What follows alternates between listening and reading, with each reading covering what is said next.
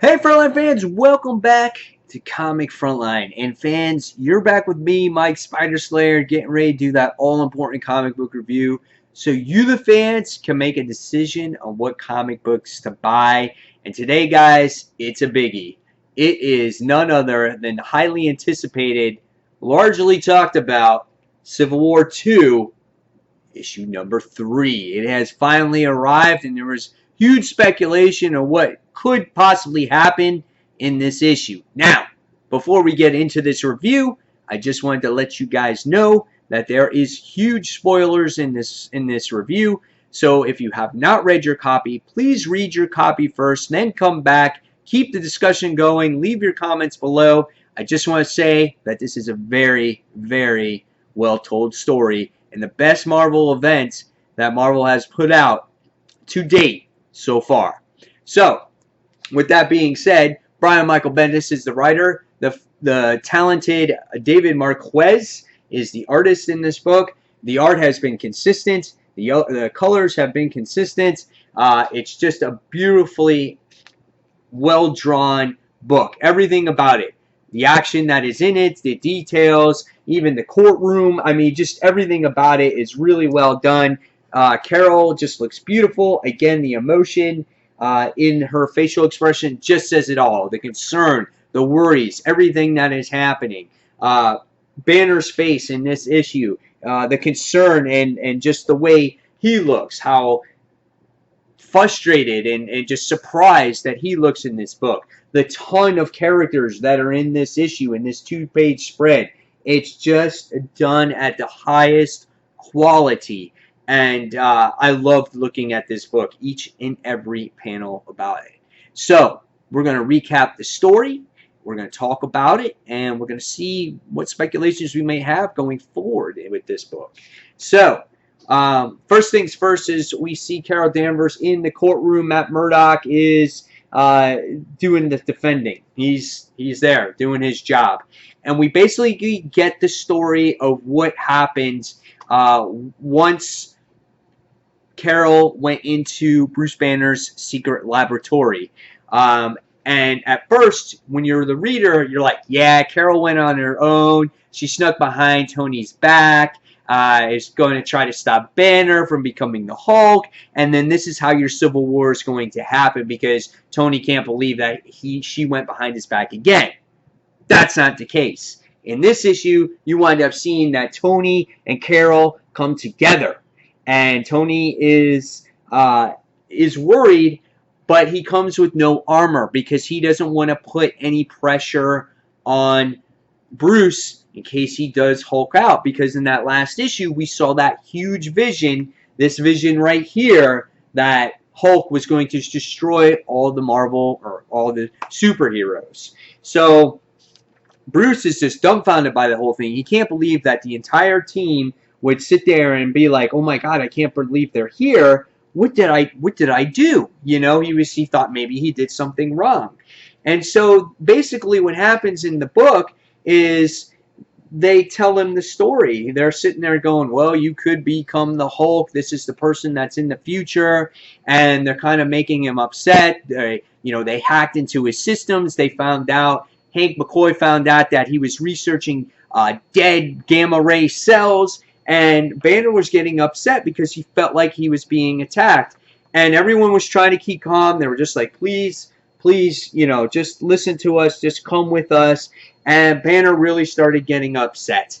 And we got to see the look in his eye, that vision, that maybe he was just about to change. And he was consistent about saying, but I haven't hulked out in a year, But when we sit there and we see the dialogue, he's like, you come to my home, you accuse me of, and Tony's like, Bruce, and he goes, what did you think? And the next thing you wind up seeing is something that I totally was not expecting out of all this, is we wind up seeing an arrow going through the air, and the next thing we wind up seeing is the arrow going through Bruce Banner's chest, right through his heart.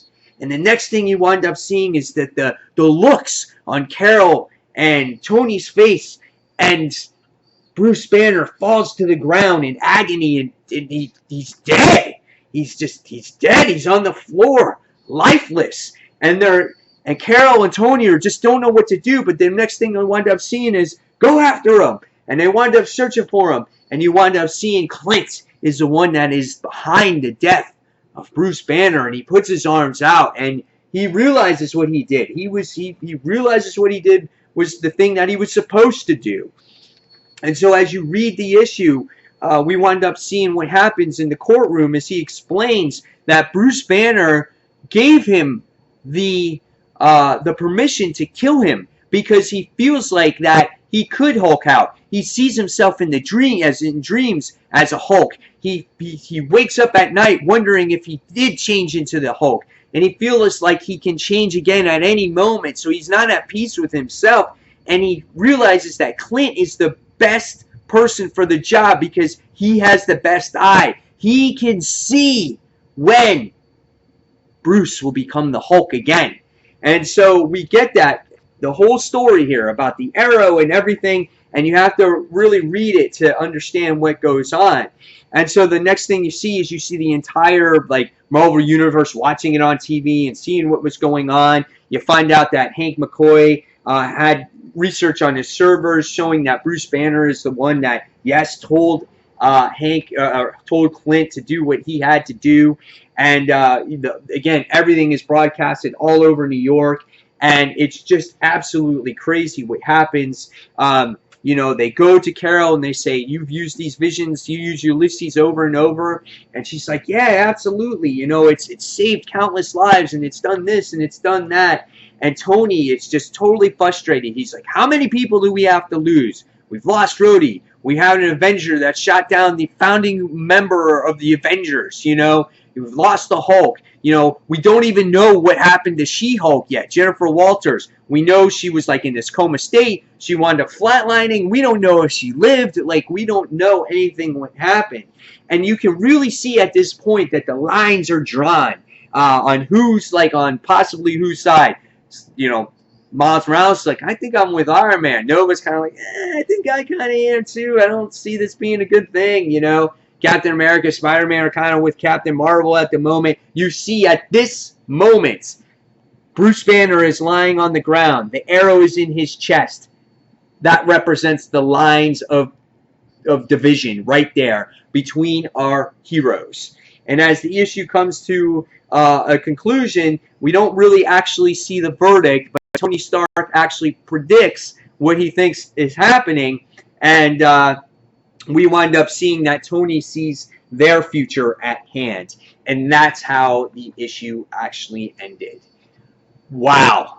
I don't know. I did not see this coming. I did not see Bruce Banner getting killed in this book. I thought maybe he would change into the Hulk and they would contain... I don't know. I just did not expect our heroes to go out there and kill Bruce Banner, the Incredible Hulk. And Clint, how he was just like, yeah, it was just about to happen, but he's just and they're just like, well, he didn't do it yet. And it was just a very emotional and very tense issue. You could cut the tension with a knife again with these heroes. It was so much, and I cannot believe Bruce Banner is dead. Will he stay dead? I don't know, but now we have possibly 3 deaths on our hands. And with Bruce Banner not being there, that's a huge blow to the Marvel Universe. So if you're a Hulk fan, you got to really miss Bruce Banner. And I love the emotion that went into him. Clint, you got to feel for him, because deep down you know he didn't want to do it. But if it meant saving the rest of the world or whatnot, then he was doing it for the greater good. So it's you can't help to decide which side you really want to be on here, because they're right in their own way. This was a very, very emotional book once again, and it was a wonderfully told story.